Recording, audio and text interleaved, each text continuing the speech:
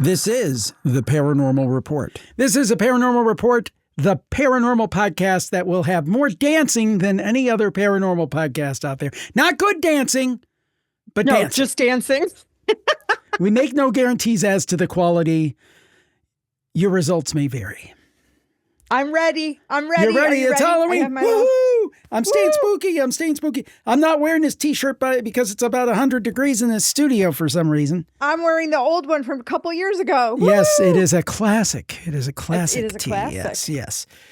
Well, we've got a big day coming on Friday because Friday is the day. It is the big day, Halloween, and we've got a big thing going on Halloween night, 8 p.m. Eastern. Tell them about it, Dar. Yes, YouTube, Jim's YouTube channel, youtube.com/Jim Harold. Jim Harold, yes. Yes. 8:00. We are going to have some new games. We have a couple different ways we're going to do some giveaways, a little bit different than we've done it in the past. We have a special guest, Jody Levon's going to be on. Yeah. Cassandra's planning to join us for a little bit, hopefully. And I just got word today, somebody may be watching and he may pop in, but we'll wait and see who that might be. Ooh, I don't even know who this is. That's exciting. Yeah. Secrets. Yeah. No, I'm excited. I created a couple different games. So I know we always do our trivia, and we do have some couple forms of trivia. But I mean, how many times can you answer the same Halloween questions over and over again, right? I mean, we've been doing... I can't come up with new ones. They're hard. Yeah, we got a couple little different things that everyone can participate in. And if you can't make it, it is recorded, right, Jim? So yeah, it'll be youtube.com/Jim Harold, youtube.com/Jim Harold. In years past, we had put it on different outlets, but we decided that was very confusing for people. Is it on this page? Is it on that page? There's one place to go for it, youtube.com/Jim Harold. If you're watching this, chances are you might watch it on Spotify, but most people who watch it on YouTube. This live stream is solely on YouTube, youtube.com/Jim Harold, 8 p.m. Eastern time. And we tried to be equitable and find a time that would work for the most people as possible. It is tough because we have, so tough. Fans in the UK and Australia and all these different places. So, all I can say is we did the best we could because we're trying to hit the West Coast U.S. a little bit, the East Coast.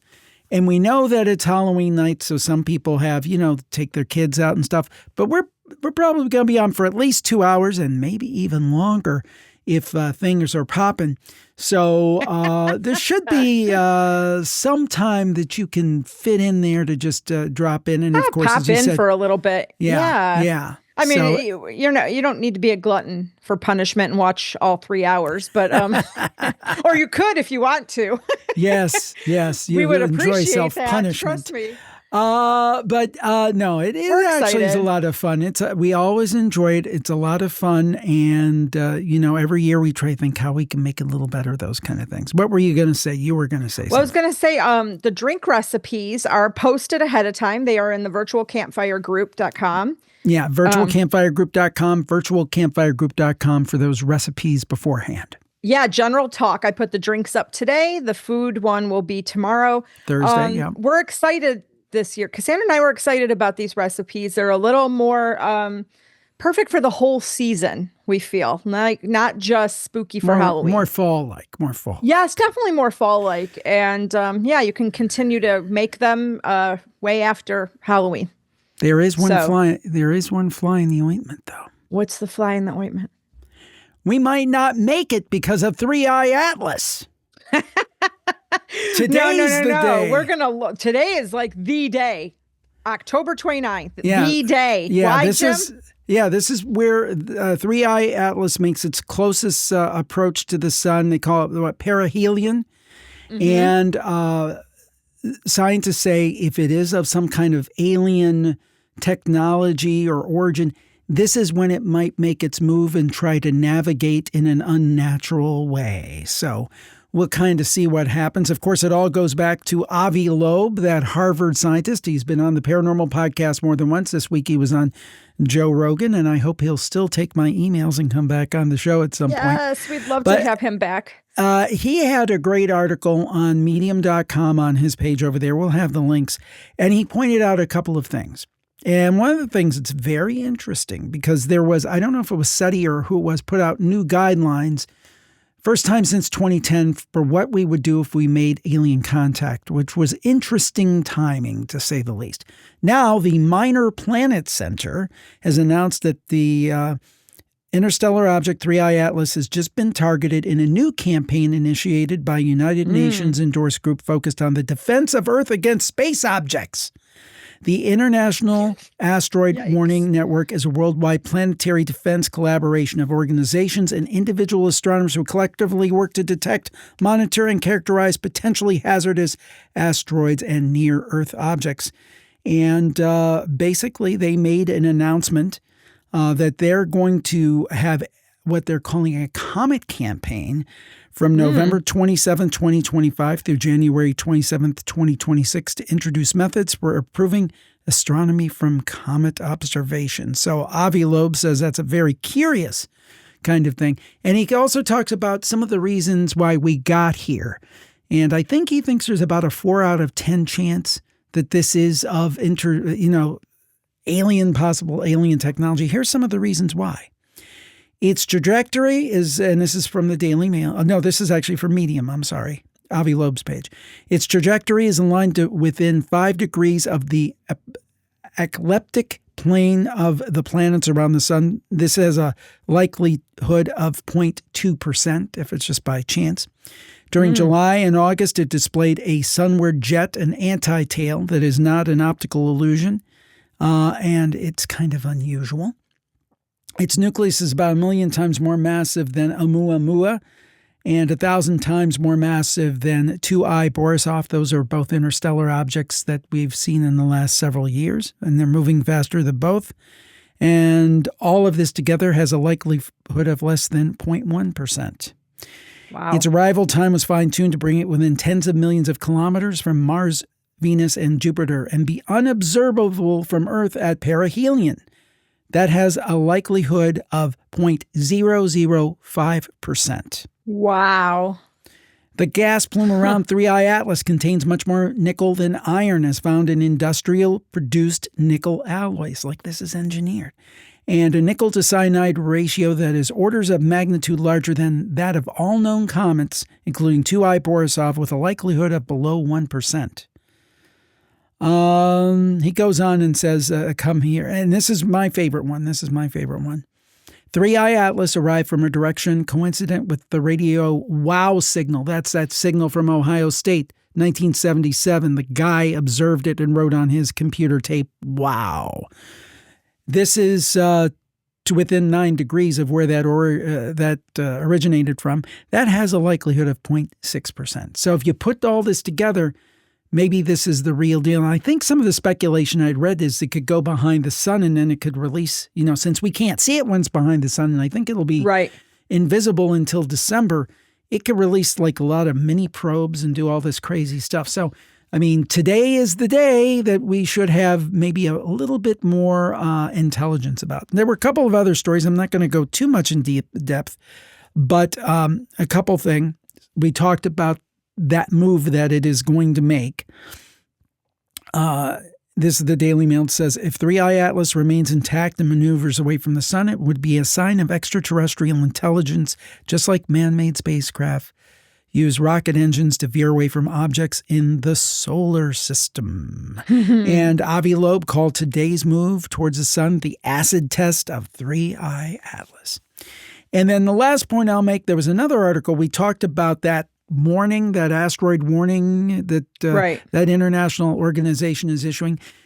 The fact that they're paying more attention may actually help, even if there's nothing to it, if it's just a comet, the increased, vigilance might just help us from getting hit by another asteroid. So maybe 3I Atlas will turn out to be nothing, and it may in the end serve us well. So I guess we'll just have to keep watching the news today and see if anything unusual happens, if there's any new reports. But they said, may you live in interesting times, which is sometimes a curse.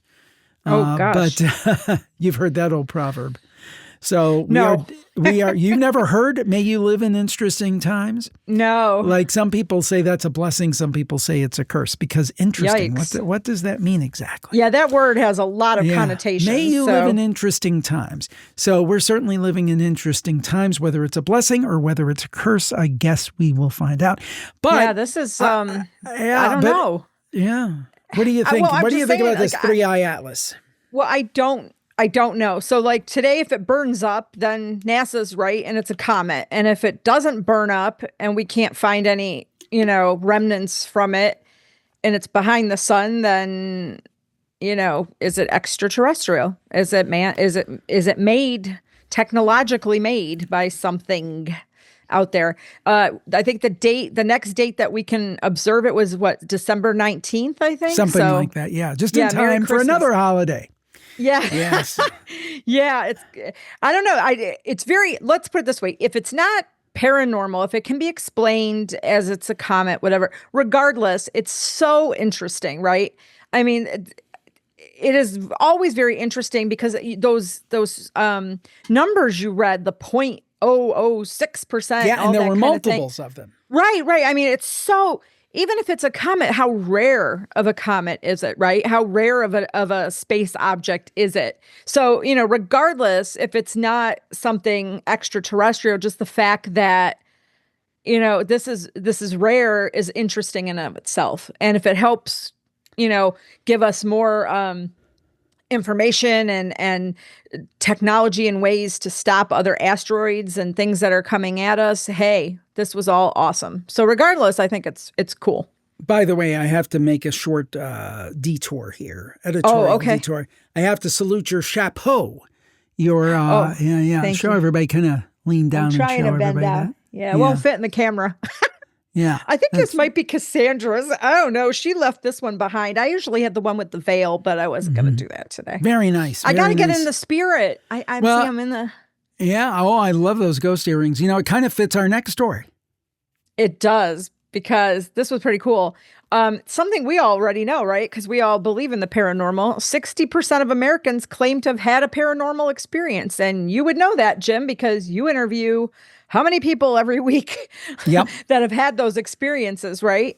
So this was a recent YouGov poll. And, it highlighted the widespread belief in the paranormal among people in the U.S. So this wasn't even, overseas. It wasn't our UK friends or Canada or anyone. It was just the United States. 60% of Americans have claimed to have had at least one paranormal experience. And, the sense of an unknown presence was like the number one phenomena that was reported. They also reported phantom smells, unexplained sounds, weird temperature changes, hearing voices. The scary part is 7% of people claimed to have had a firsthand experience with a demonic entity. Yikes. I don't like that at all. Zoink Scoob. 18% of Americans claim to have lived in a purportedly haunted house. And you know that. You've been getting so many submissions of people that have had weird paranormal experiences in their house.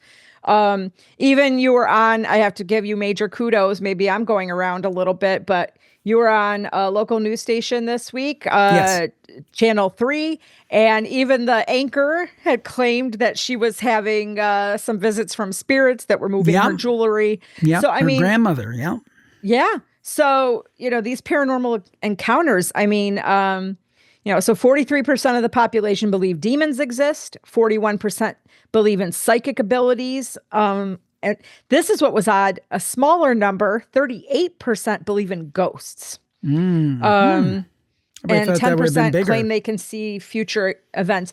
Yeah, found 6% believed in vampires and werewolves being the real deal. The funny part was about the whole thing that 60% said they've had a paranormal experience, but that's down from 67% in 2022. I think they're underreporting, and I have a theory.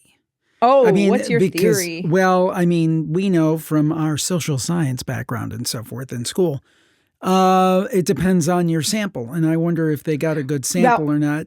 Because two things. One, I wonder about the validity of the sample. And number two, I wonder about underreporting. I'll give you an example. In political campaigns, it's pretty well known that, let's say, I'm not even going to mention names, but if you talk about candidate A and candidate B, a lot of times some respondees will say what they think the surveyor wants them to say. So in most cases, when you have something like this, most people, I think it's logical to believe that the person conducting the survey would probably be more scientific, more skeptical, and those kind of things. Mm-hmm. So I'm wondering if there's an underreporting factor, because in political campaigns, let's say you have one candidate who in the mainstream is pretty well thought of, and then you've got one who's highly unpopular, with the mainstream media or something. It is well known. It is well known that there will be an underreporting for the candidate who's considered more controversial, because it will be assumed that the surveyor, for lack of a better term, the person conducting the survey, wants to hear like the popular answer. Like basically people say what they think the person conducting the survey want to hear. And that is a known thing. It is. So I wonder if that's the case here. If it says 60%, is it more like 80%? Well, my problem with the article or YouGov's poll, or I don't even know, they didn't state any of their methodology at all. So they didn't say how many people were polled, what part of the U.S. were they polled, how old these people were. I mean, we know that there's different, categories, demographics that believe more than the other. So they didn't give us any of that information. So we have no idea. I mean, and how scientific was it? And I don't know. And how did they conduct it? So we know nothing about how this poll came out. So, but it was interesting nonetheless. So indeed it was. I really like this next story that you unearthed. I see what you did there. So, we all are looking to the skies for UFOs, and I think that's valid. There's something in the skies, to quote our friend Ryan Sprague. I was just lucky enough to appear on his show, which will be released today with me as the guest. But anyhow, we know about UFOs, but USOs, and we've done shows on this. I did an interview a few months ago with Richard Dolan, who has done a multi-volume study of this, unidentified submersible objects. And the idea is that not only things are flying around the skies, there's a lot of weird stuff in the ocean. Congressman Tim Burchett said that he's been told by Navy personnel that there are things in the ocean going around that go much faster than our technology. They go hundreds of miles an hour, where our top technology can go maybe 40 miles an hour. And that's from a U.S. congressman. And that's being borne out now by a popular UFO reporting app. This is, according to the New York Post, there's an app, I guess, called, I wasn't familiar with it, called Enigma. They say they are the largest queryable historical sighting database for global UFO sightings. And they say that they have logged more than 9,000 mysterious sightings within 10 miles of U.S. shorelines or major bodies of water. Ooh. 500 of them within 5 miles. And then more than 150 of the reports describing objects hovering above or descending into the waterways, according to Marine Technology News. Now, let's get something out of the way here, because I think a lot of that's probably misidentification. You've got boats, you've got ships, you've got watercraft with navigation lights. People don't know what it is. I saw a USO. You might have military things in certain sensitive areas.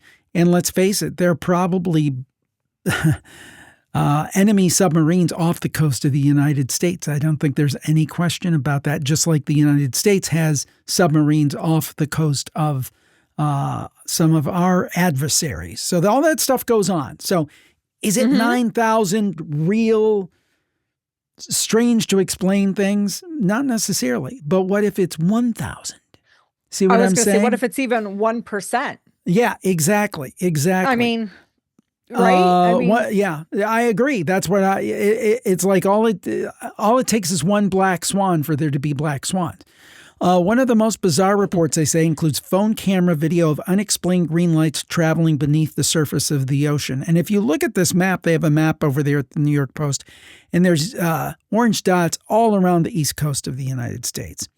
Wow. So this is really, really interesting. Admiral Tim Gallaudet, remember him from the hearings? Yes. He said the fact that unidentified objects with unexplainable characteristics are entering U.S. water space and the DOD is not raising a giant red flag is a sign that the government is not sharing all it knows about all domain anomalous phenomena. Wow. And here's a specific one. Alarm bells were raised in 2019 when the USS Omaha. They recorded a UFO that vanished into the ocean without a trace after buzzing a Navy fleet off the coast of San Diego. And I got to tell you, if you're interested in this, look up the books by Richard Dolan, because he has done probably a better job than anybody categorizing these. And there's a lot of them to categorize. And that kind of gets to the point, and Burchett talked about this, Representative Burchett, maybe these things are based in the ocean. We always think they come from out there. Maybe they come from down there, Could be. Or both. It's really something I think that is not talked about enough when we talk about the whole phenomena of strange objects. And I'm glad to see it's getting more attention.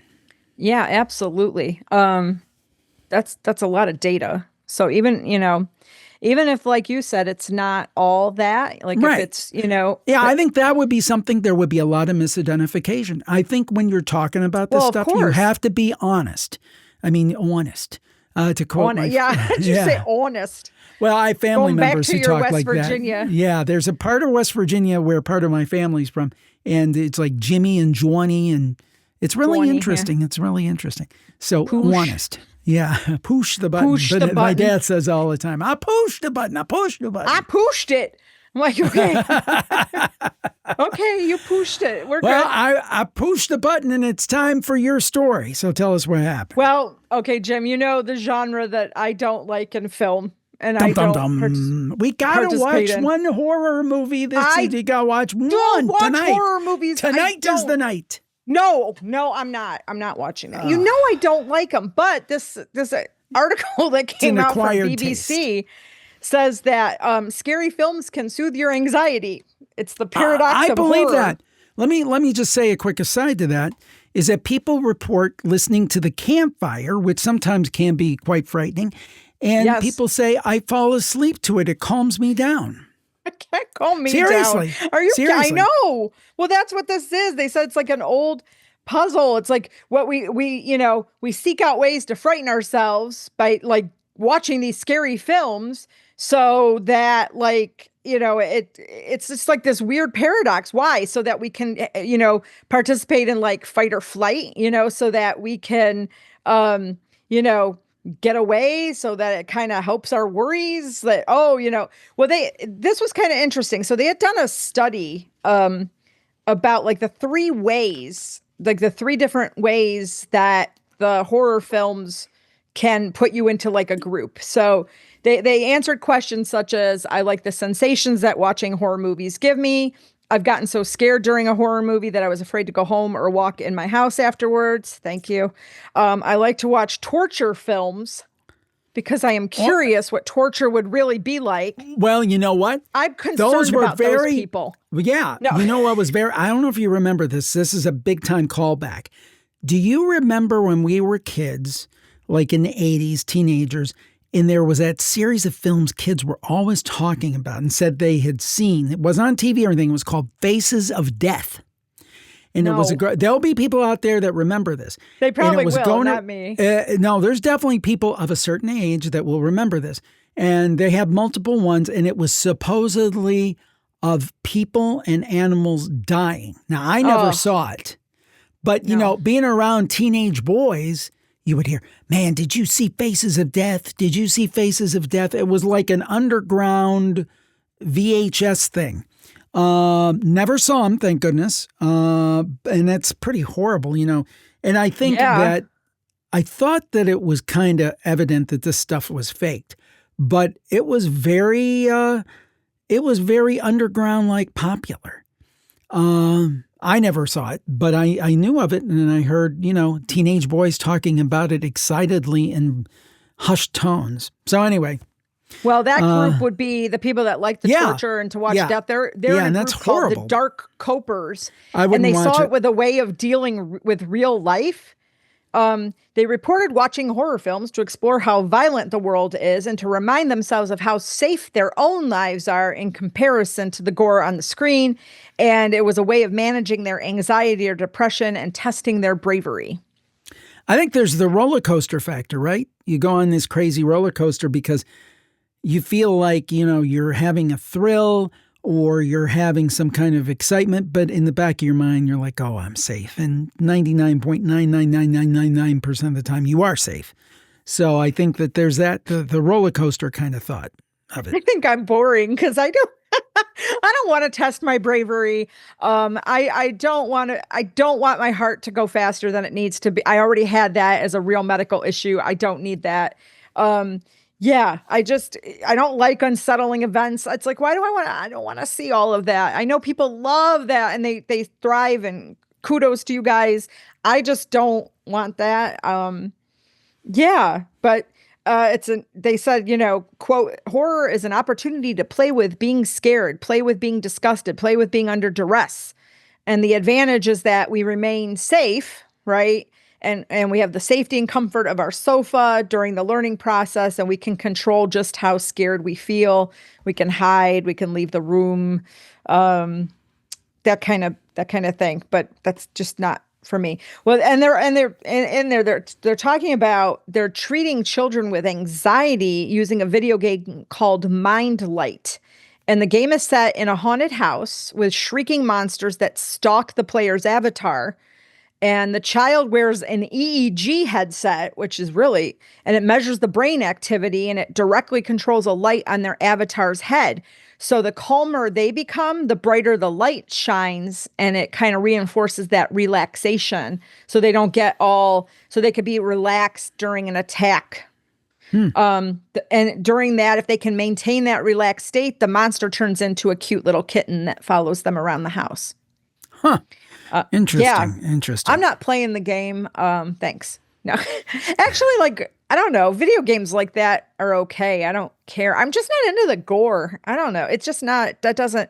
And then, me, when I sit there through some of these horror films, because I've watched them, I've seen some. I'm just like, how stupid are you people? You have no suspension of disbelief. No, I don't want to. It's like, oh, let's go to the basement. Why in the world would you go? Would you go in the basement? Don't go in the don't go in the house, woods. you stupid idiot. Or break off. Stay in a group. When it breaks. Commercial. I'll go investigate. Was it Geico? Was that Geico commercial? I think so. Let's get in the car and leave. No, let's go into the barn. It's like. I'll leave the group and go investigate and see what's in the woods. And I don't think it's going to, really. I don't think it's going to soothe my anxiety, but kudos for y'all if it does. But I thought it was an interesting article, BBC. So. Yes. Speaking of bright lights, a lot of people who have near-death experiences report bright lights. And there's been a recent study done, and this is according to the Daily Mail. You got to believe it. And there's certainly a link in the show notes to it. The Beijing Institute of Mathematical Sciences and Applications has done a recent study. I don't think it's been peer-reviewed yet, and it's not a huge study. It's 48 people. But they surveyed 48 people who've had near-death experiences and what they saw in their final moments. And there's a broad range of experiences. Some people said they saw heavenly beings. Some people said they saw Jesus. Some people said they saw God. Even one person said they experienced a terrifying journey into a black hole. Now, here's an example of one experience. There were stone stairs on the left in front of me, and Jesus was towards the top wearing a white robe, while another described how God appeared as a great light in the distance. And they go on to say that there were some stories that were even wilder, featuring bizarre elements you wouldn't find in the Bible. People saw tunnels. They saw lights. And I didn't realize this, but about 4 to 8% of the general population reports having had a near-death experience. That's a lot of people. That's a lot of people. So they're awaiting the peer review for this. Now, of course, one of the authors of this study, or lead author, Dr. Franz Lerner of the Beijing Institute of Mathematic Sciences, basically said, this doesn't mean that there's really an afterlife or anything like that. I'm paraphrasing, but that's the thing. He said it's all physiological. And they classed the experiences in different phases of like going further into the death experience. And they say, this kind of experience maps to this kind of physiological state, and the next phase maps to another one, and so forth and so on. And I'm like, well, I don't know. If it's in Beijing, I assume it's China. What is a major tenet of communism? One of the major tenets. Atheism. Of course, they're not going to admit that there's something beyond. Of course, they're not going to admit it. And then what I say, again, playing to these into people, what you said earlier about the studies perpetuating, you didn't use the word bias, but perpetuating the examiners what they want to hear, and maybe people were feeding them what they want to hear. Well, but I mean, people said they saw God, they saw Jesus, and they're like, oh, it's just a hallucination. That's. But here's what I don't understand. And Dr. Sam Parney, and in fact, that's one to put on our list for the Paranormal Podcast. Dr. Sam Parney, I would love to talk to him about near-death experiences.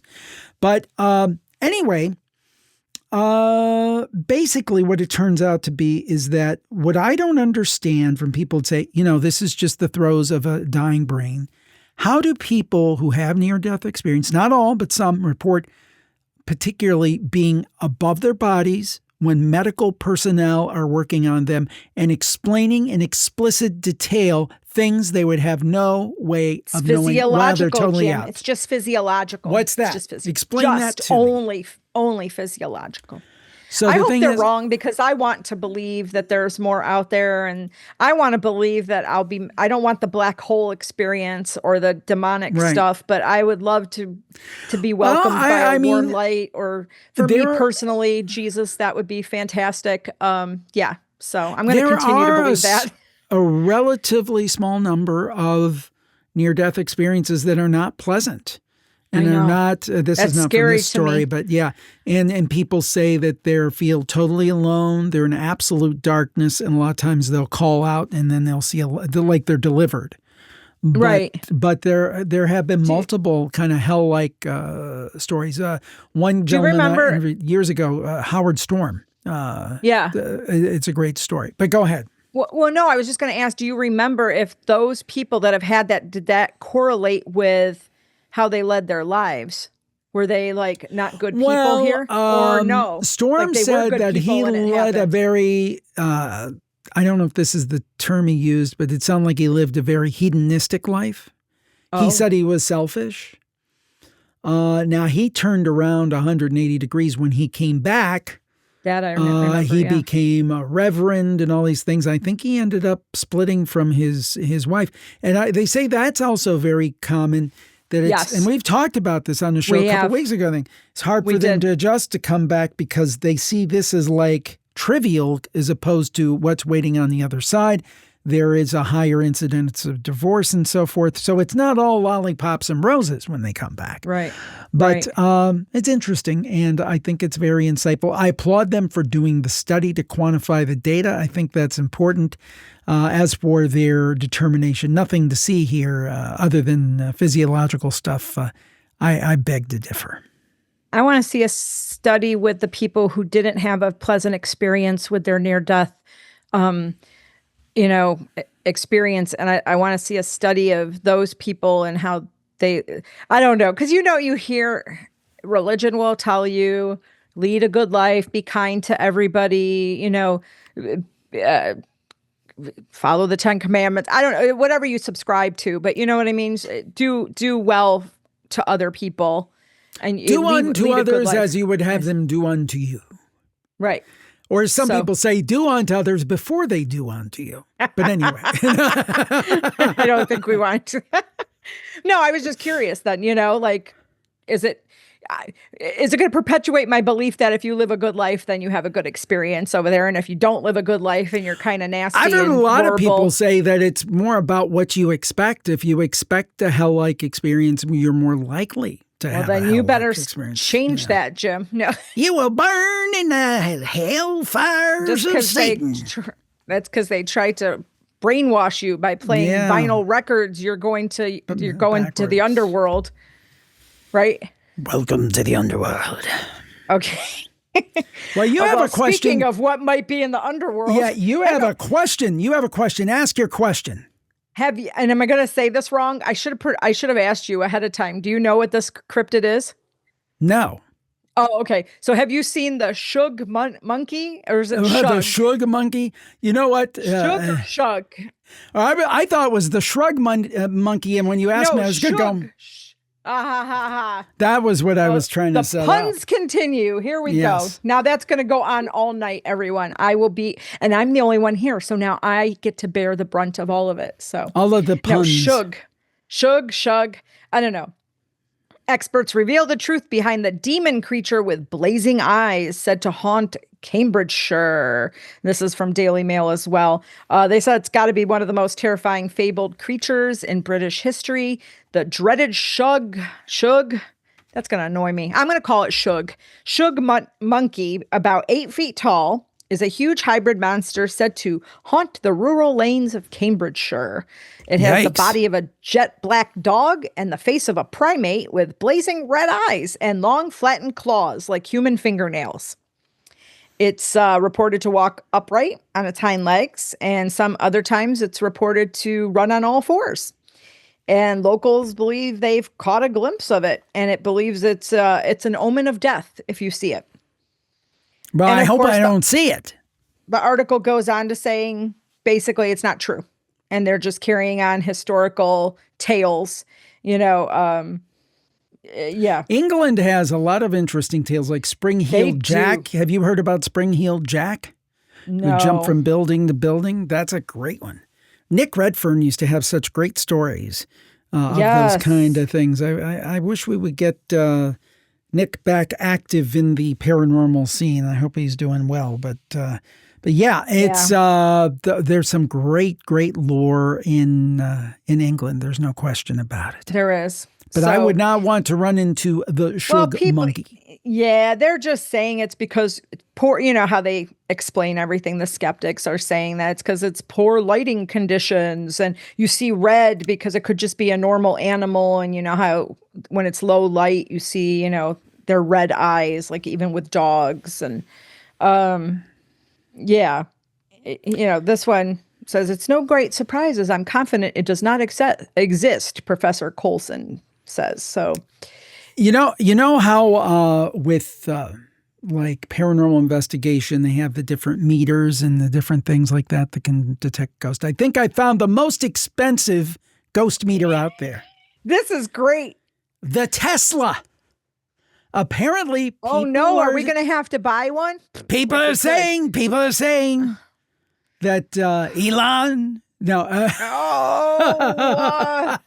They're saying that Teslas. People are saying Teslas have potentially the ability to detect spirits. And this will be so cool. If you own one, go try. This is from InsideEVS.com.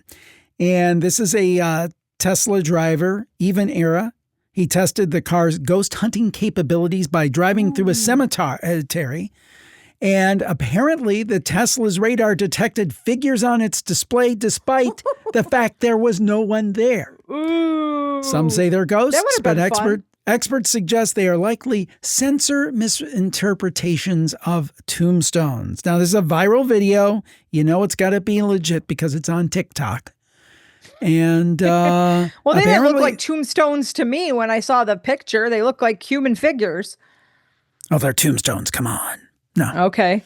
I don't know, but it could be misfiring. I mean, it's a Tesla. Here I have a theory. Is this a secret feature that Elon has built into the system? Ooh, maybe. The guy's a super genius. Whether love him or hate him, super genius. Super genius.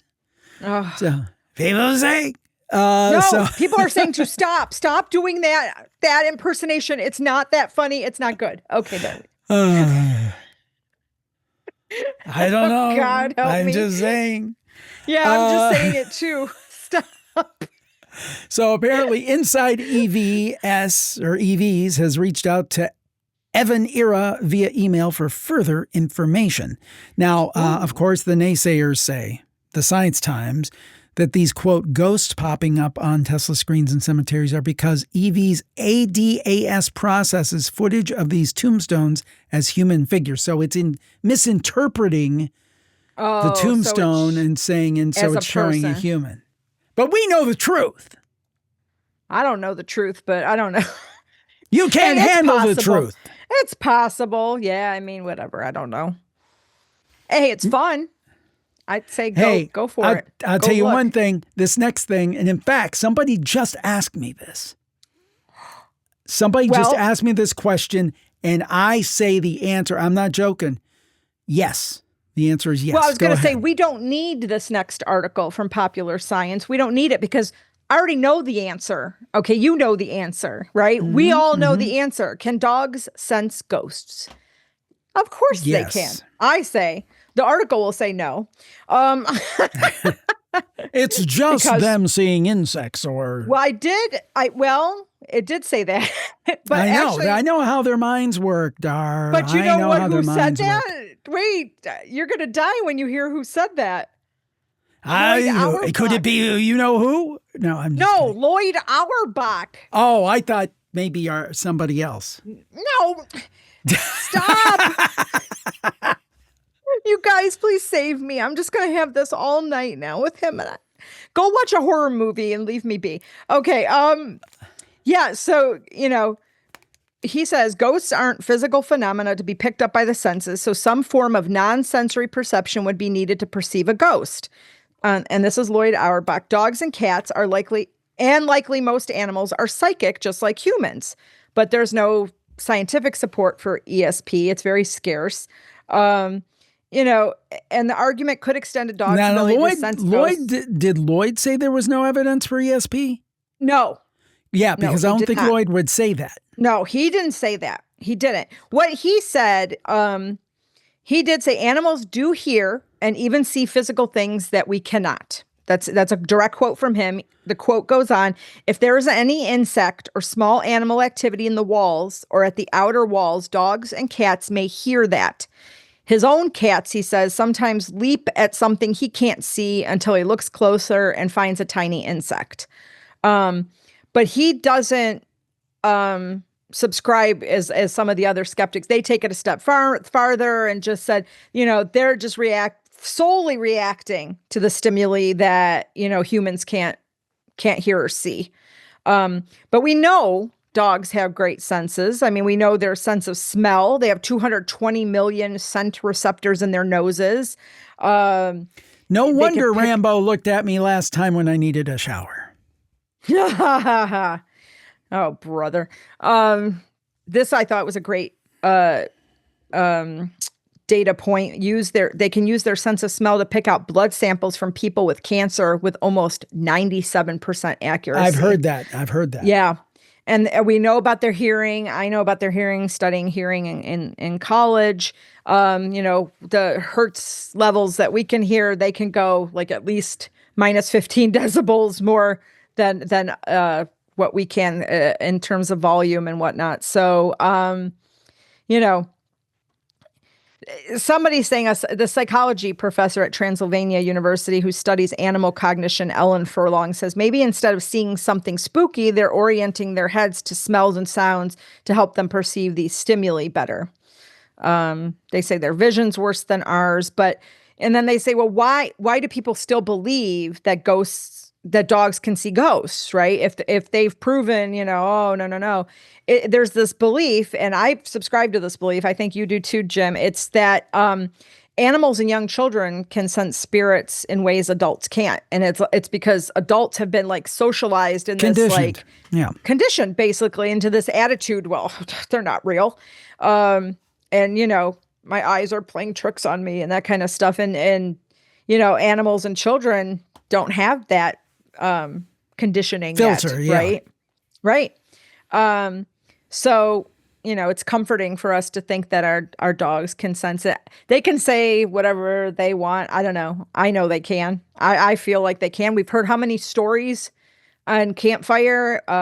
We see Rambo staring at stuff that's not there, and it's no tiny bug. And that's not to say that there aren't.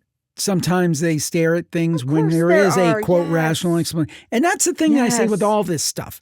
When there's a middle naysayer, point. The naysayers, well, it's a bug, or it's a mouse in the wall, or if it's UFOs, well, it's the planet Venus, or it's a military experiment, or if it's ghost, it's somebody's wishful thinking, or it's bad electrical. And the answer in all of those is like, you know what, skeptic? Sometimes you're right. Yes. But that's the point. Yeah. Yes. It's not all sometimes it's or not nothing. All blanket. Exactly. On both sides. Why does everything in this world have to be all or nothing lately? Have you noticed we've lost the gray area to things? It's all this or all that. We've lost all our gray area. That's the problem. Yeah. The gray matter. Yes. It's always we believe all this or you believe all that.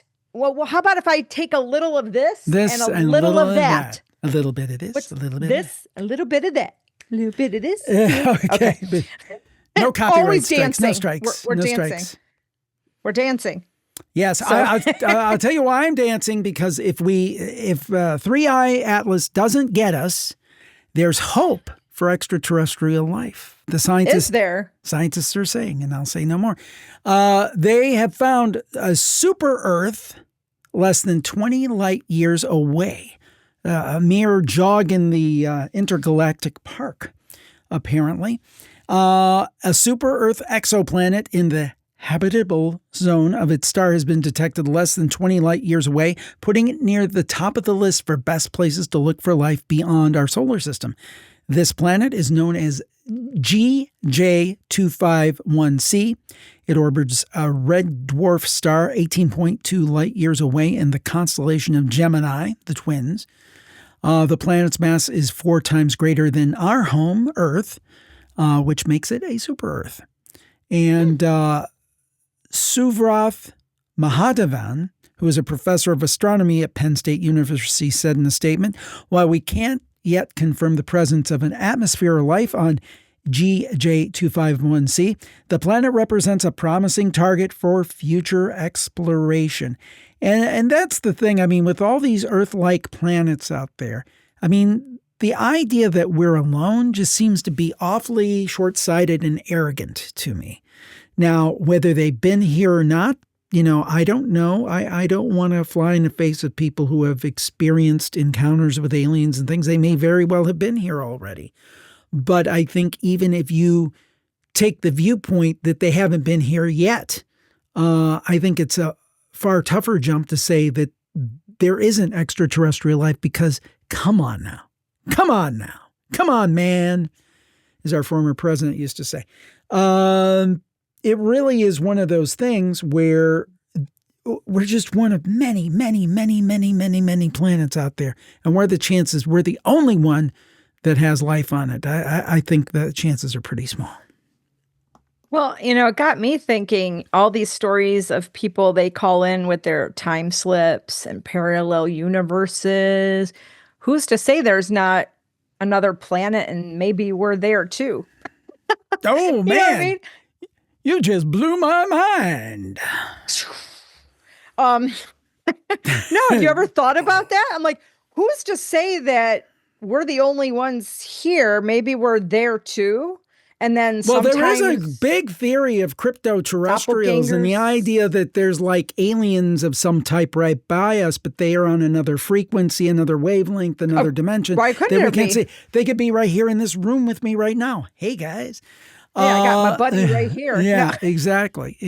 I always make the joke about maybe our loved ones are with us, and then I'll say something like, hold on, Mom, I'm recording a podcast. I'll be with you in a minute. And one of these days she's going to show up and freak me the hell out. Yes, she will. And she would. Yeah.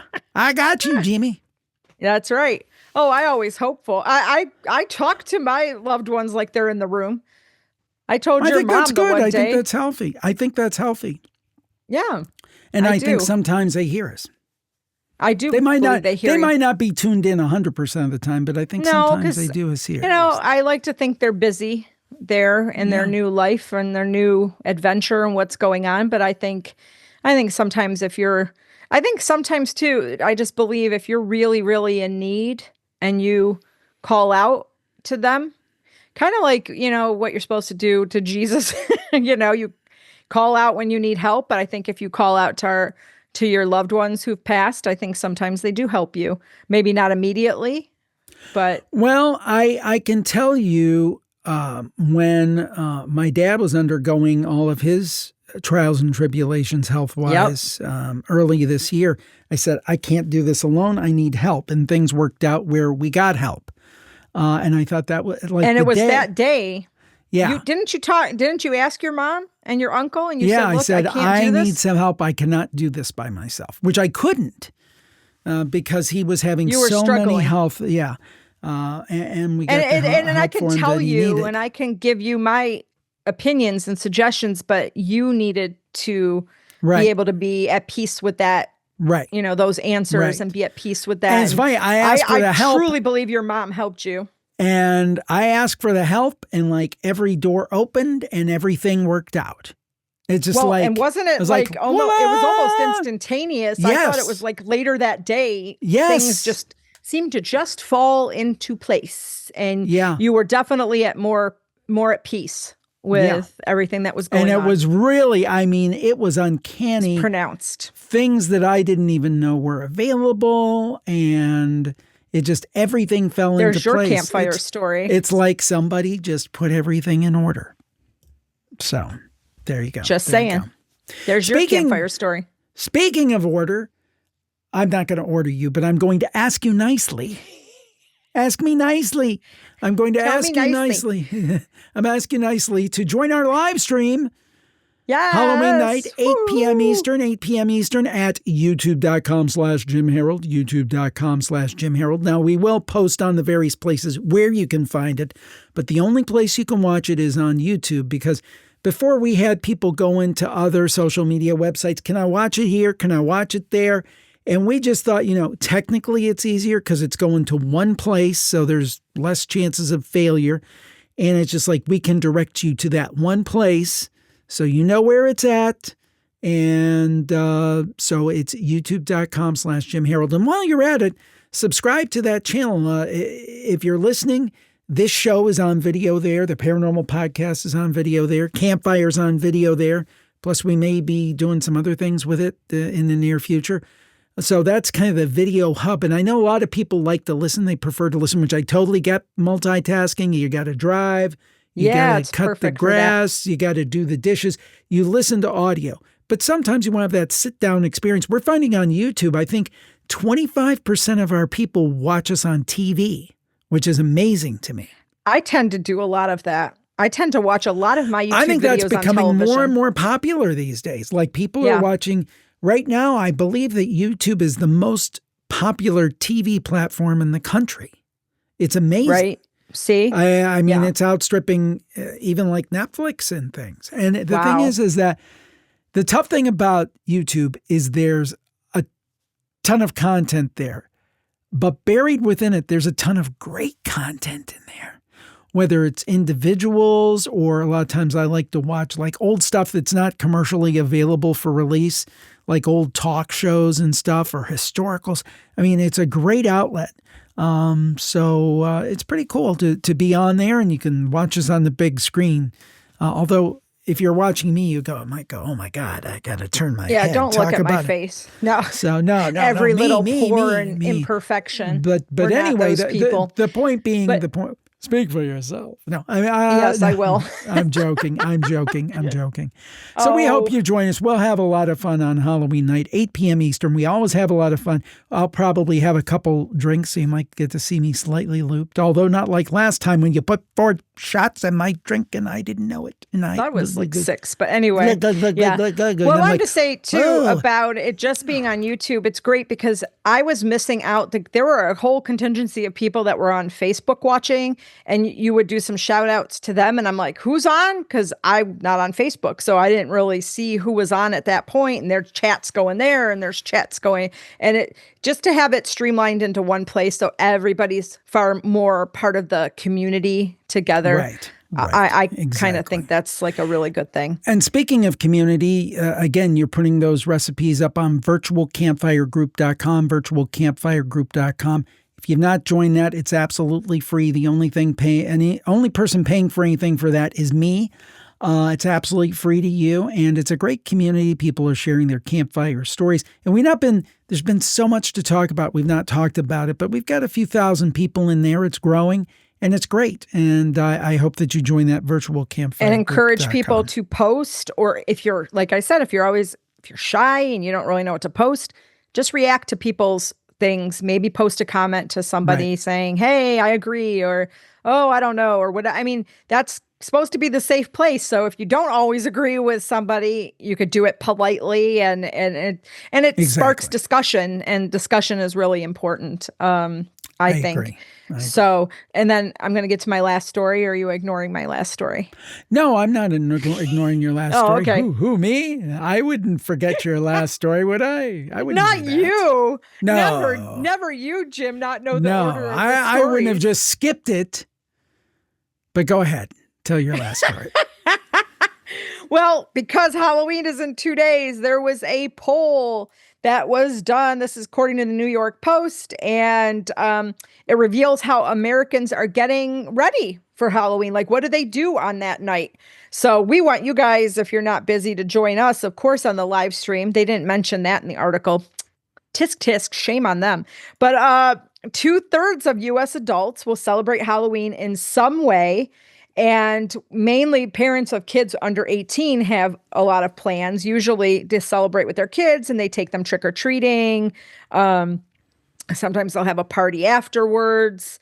One lady says she's giving out healthy snacks like raisins, and people made fun of her because only 5% of U.S. adults say they pass out healthy snacks. In fact, I thought about passing out pretzels this year, and I was shot down vehemently. So we're giving chocolate. I'm like, what kid wants pretzels? Actually, I did, because I wasn't a big candy person. Now, if you're on I used to get excited with and I know people were talking about popcorn balls on the virtual campfire group, but we had Humphrey, wasn't it Humphrey? Humphrey from popcorn, Euclid Beach. Yeah. Mm-hmm. Euclid Beach in Cleveland. Humphrey made popcorn balls individually wrapped. Oh my gosh. I look forward to that every year in my trick-or-treat bag. Now, actually, what we could have done, you could have dressed as a flight attendant. I could have dressed as a pilot, maybe, although that is kind of sexist, I guess. But yeah, anyway, why don't you be the attendant? I'll be the pilot. And then you could pass out pretzels, and I could have a little speaker. We're flying at 20,000 feet, But anyway, there you go. I don't think any kid would appreciate pretzels. They'd be, oh my God. It's like, what's wrong with these people? I like pretzels. I like pretzels as a kid, but not for Halloween. Pretzels. We're giving out chocolate. It's fine. As God intended it to be. Only 9% of adults say they're going to dress up their pet in a costume. See, we're one of the 9%. I don't even think I've ever brought this up to you because I know you would shoot it down immediately. What? I would do the full candy bar. I would want to be the full candy bar house. How dare you? I even brought that up this year. You did? I said, I know it would be super, super expensive. I said, but I think we should buy full-size bars. I am mad at you, Mr. Harold. Oh, my God. I must have been reading ignoring me. As usual. I love this, guys. Like, I'm talking to him at dinner because now it's just the two of us, right? And he's on his phone. And I'm talking to him and I'm saying things and he's like not responding. And I'm like, hello. I'm like, are you going to listen to me? Mm-hmm. This is a perfect example. I brought up full-size candy bars. I brought it up. I said, we should do that sometime because boy, oh boy, those people that gave out full-size candy bars when I was growing up, they were heroes, man. Heroes. We have to look into that next year. I don't know what they're doing our trick or treat on Thursday, tomorrow night, and the weather's supposed to be atrocious. Monsoons. Yeah, bad rain. So I'm going to feel I'm gonna feel so bad for these kids. We could go as like one of those ship's captains with the big raincoat. Oh, I have the raincoat still from when I was Georgie and It. Remember? There you go. Ahoy. When I was Georgie? Yeah. And you were Pennywise? I have the yellow raincoat. I dress up so like I'm Pennywise again and scare small children. Hi, honey, how are you? We all float should. down it. No, I wouldn't do that. I wouldn't We have want the to scare mask, little so I kids. don't have to do the makeup. We float. Everybody floats down here. It's appropriate with the rain. There you go. Oh, No, I would never want to gosh. scare small children. God bless them. And it is the cutest thing to see the little kids. Oh, the little ones are so cute. The teenagers, I mean, I believe if somebody comes, I give them candy. But some of some of them are like, no, but most of the kids where we live have been pretty polite. I got to say that. They for the have most been part. polite. Thank you. And I really appreciate that. If you have manners, you are A+ in my book, because too many kids do not. And even the teenagers are dressing up. I mean, maybe their costumes aren't like super elaborate or anything, but I appreciate that. And I guess in a way, hang on to being a kid as long as you can, because I did. once it's I was over, 15 it's over. and I dressed that year as I don't know if I don't even know what you would call it. I put rollers in my hair and I wore a robe and I put a mud mask on. So like I was having a spa lady. And I went when I was 15, got tons of candy. It was great. Because by then I liked candy. When I was little, I didn't care. I used to donate my candy to UNICEF. Wow. Not me. I'm like, I didn't want candy. My parents didn't eat it. Can you imagine my dad eating candy? Let me get at it. I think my mom would take a couple Snickers. Those were her favorites. And then we would donate most of the candy. So I remember people giving got over it. popcorn balls, which I did not appreciate. Oh, I loved the popcorn balls. Oh my gosh. Maybe it was. But they weren't the home. My parents wouldn't let me have the homemade ones because they were scared. Yeah. And then I think I had somebody give me a piece of fruit once, and it's like, I'm not. Oh, I had apples. It's like, I would get apples. Yeah. Hey, I don't know where I live. It's kind of like, you know what it reminds me of? It's like when people like, oh, for your Thanksgiving dinner, here's how you can stay healthy. And they're like, all this crazy stuff. And I'm like, eat the damn turkey. Eat the stuffing. Have that mac and cheese. Hey, you know what? One day. Well, for us, it's like 4 days. I cook too much food. I cook way too much food. We have way too many leftovers. I got better. I got a little better last year. We didn't have as much leftover. No, it's true. I did better. I really did. But in previous years, holy cow, we were eating for 4 days. We got sick of it. Saturday, we would order a pizza. No it was more like, no turkey. more turkey. No more turkey. I tried to make soup. Yeah, I don't know. Well, there you go. Turkey is the next holiday, but we've got Halloween. Again, live stream, youtube.com/Jim Harold.